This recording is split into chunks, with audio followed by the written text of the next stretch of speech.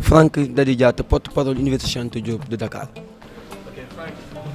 gis nañ ni le président de la République recevoir na étudiants yi. léegi dañoo bëggoon xam ndax collectif UCAD bi bokkoon nañ ci délégation bi nga xam ne moo doon. Effectivement UCAD bokkoon na ci UCAD amoon na une délégation de plus de 100 personnes et toutes les facultés étaient là-bas à l'exception de FMPO école et institut. Toutes les universités également universités yëpp ñu ngi woon foofu.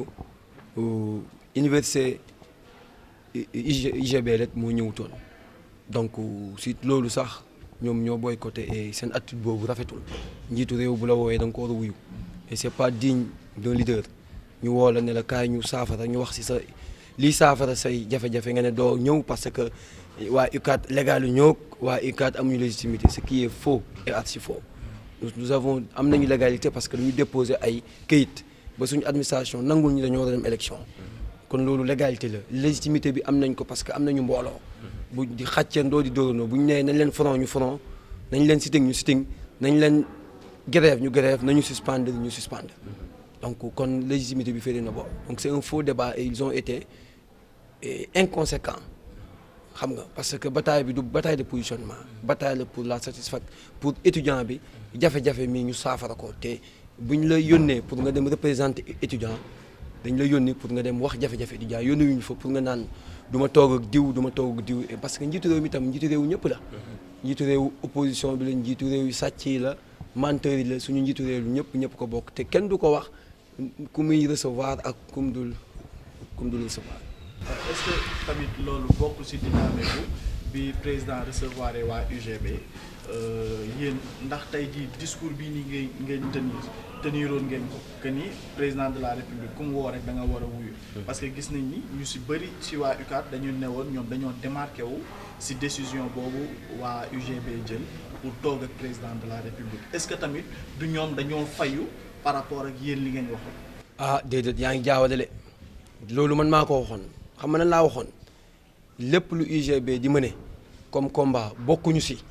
parce que ñoom ñoo ñëkk a jël seen décision nañu boole ñu leen suñu ay instances de décision parce que dañ doon boole université yëpp pour mener combat bi ensemble mais malheureusement boolewuñu UCAD les grandes facultés parce que les grandes facultés amaguñu woon chance def amicale yaa ngi dégg donc bu ñu génnee seen décision boobu ñun itam ñu ne leen mais da ngeen dof ñun kenn mënuñu génne ci xeex bi ñoo leen ëpp doole ñoo leen ëpp mbooloo ñoo leen gën a engagé comme jël ngeen décision boobu ñun UCAD dañuy mën a combat bi nuñ ko sentiree te incha allah danañ am succès si noonu nag lañ mënee combat bi ba mu egsi fi mu egsi donc ñoom ñoo ñu ñëkk a écarté li gënoon rafet mooy ñu ànd ñu boole ñëpp parce que kuy dem si guerre tam waroo bañ ko la jàppale. nu mu mënti mel comme day xeex pour yow rek utiliser ko quoi c'était plus intelligent malheureusement peut-être ñemewuñu peut-être bu ñu ñëwee dañ koy récupérer et c'est chose qui a été faite on a récupéré le combat et combat bi. ñoo tax ñu victoire yi am ak yi si am yëpp c'est grâce à nous. mais quel est le problème entre UCAD ak UGB du moment que nee ngeen yéen a bokk combat bi lan mooy tey dox seen diggante ba ñagas-ñagas yooyu am si. ñagas-ñagas yi wax naa la ko décision bi ñu bind xaatim ñoom ñoo xaatim seen këyit ne UCAD du bokk seen instance de décision waaye UCAD su bëggee mën na leen a bu ñu décider UCAD mën na ko exécuter ñu ne leen mais yéen xaale ngeen dof ñun dañ toog gën a si dàq xeex ëpp fit doole ëpp leen nit ngeen jël décision ñun ñu koy def. non non non est-ce que tamit loolu du li ñuy naan politique yi ñoo dugg seen biir que ni il y a deux camps yoo xamante ni tey jii nii au niveau de l'État dañoo nekk yéen seen biir mooy indi divergence boobu est-ce que tey nit ñi yéen du ngeen leen jox raison bu waa UGB démarqué woo taxawee na le waa UCAD tamit démarqué woo taxawee na le. li tax jooloo bi am. jooloo bi ci organisation bi la rek ci organisation bi la jooloo am parce que ba ñuy organiser ñoom bëgguñu boole UCAD te ñun itam ay syndicalistes lañ bu ñu bokkul fu ñuy jëlee décision mënuñu exécuter mais encore une fois li ñu boole moo ëpp li ñu boole ñu nag UGB moo ëpp ñoo bokk ay revendications ñoo bokk lu ñuy xeex carte étudiant bi ñoo ko bokk kon maanaam féewale forme la rek mais sur le fond on est ensemble quoi déci ñoo bokk revendication yi ñuy défendre ñoo bokk li ñuy wax peut-être ñoom kañ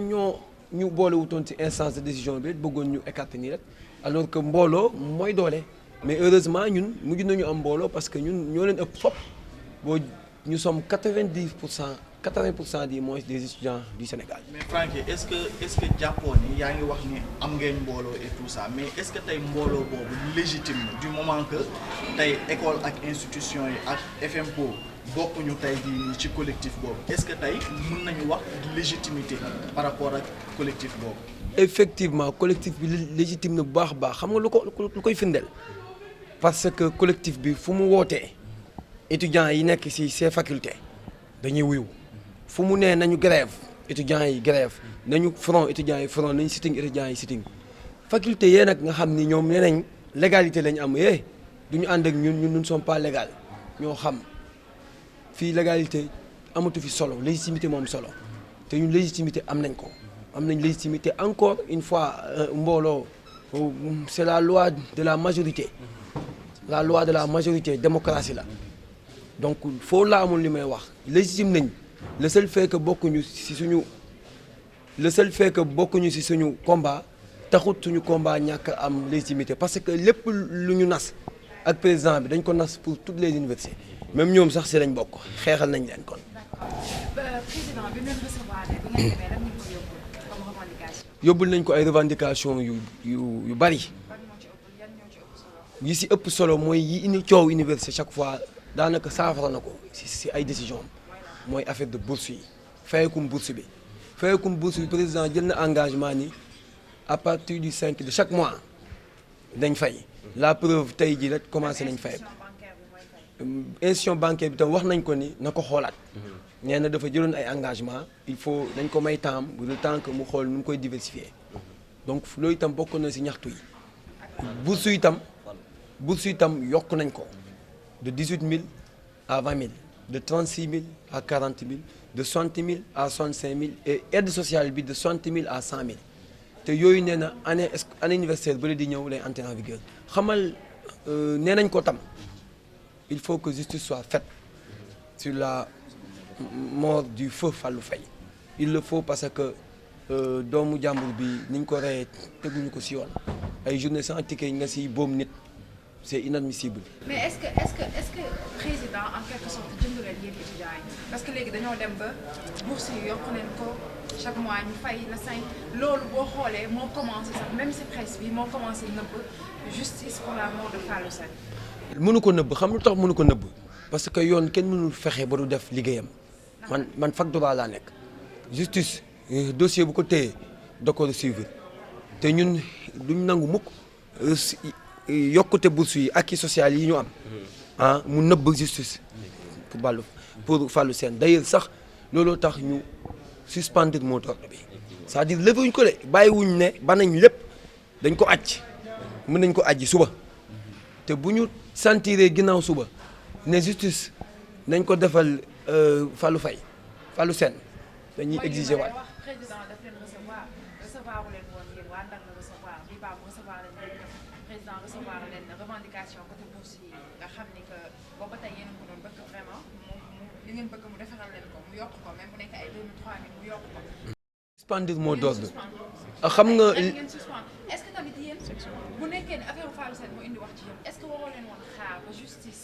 côté Fallou Sène ñu réglé ko ba pare ngeen waroon mën a lever une bonne fois mot d'ordre. c'est-à-dire le problème qui se pose mooy justice kenn xamul liggéeyam fu mu jëm justice procédure la enquête la il faut que enquête bi mu sérieuse ñun étudiants yi ñoo war a ñëkk a bañ ñuy taf-tafee affaire Fallou Sène bi il faut mu leer parce que cas Balla Gaye gis nañ ko fi nee nañ leer naag cas Bassirou Faye ñu ngi naan moom la ak du moom cette fois-ci il faut ñu jël justice waxuma ko nag waxuñu leen nag ñu jël seen temps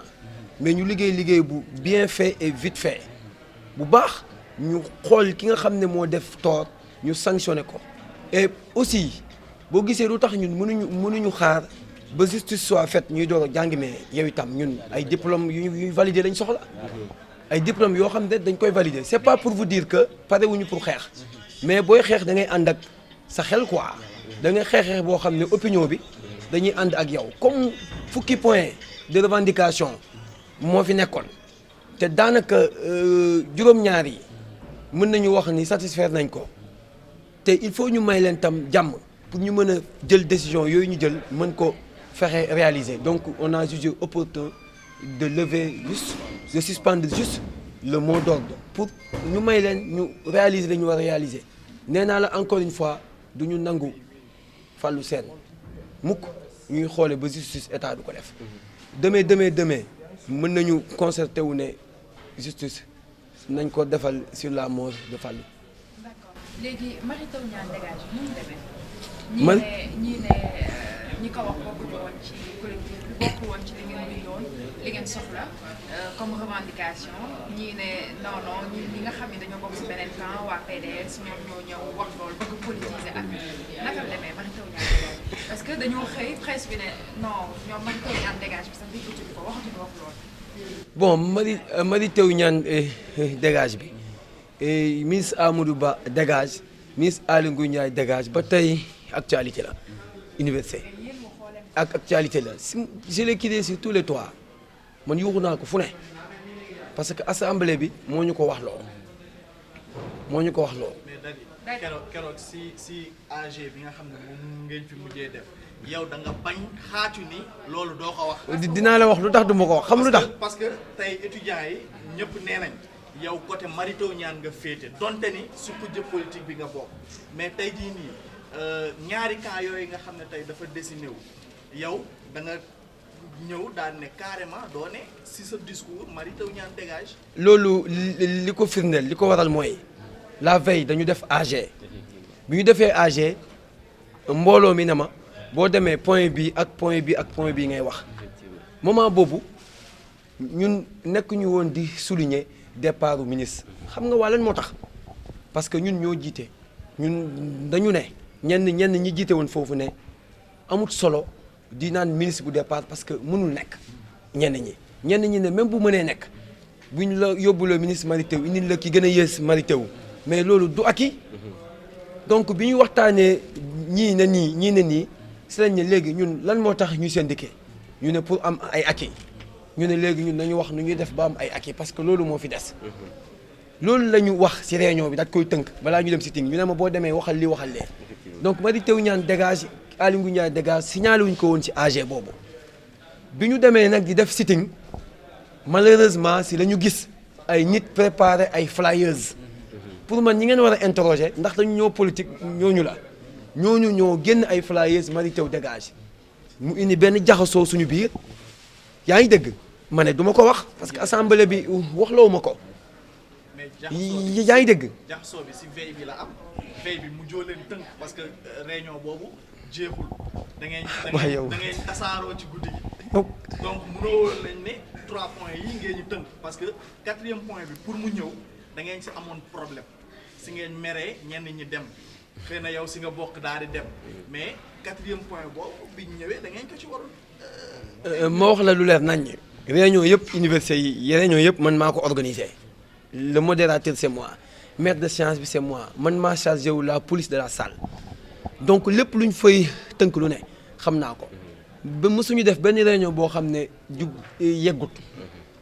donte ay buuxanteeg jaayante dooleeg ay saagante dana am mais réunion yi dafa mës a jeex. te li nga wax ni mësul am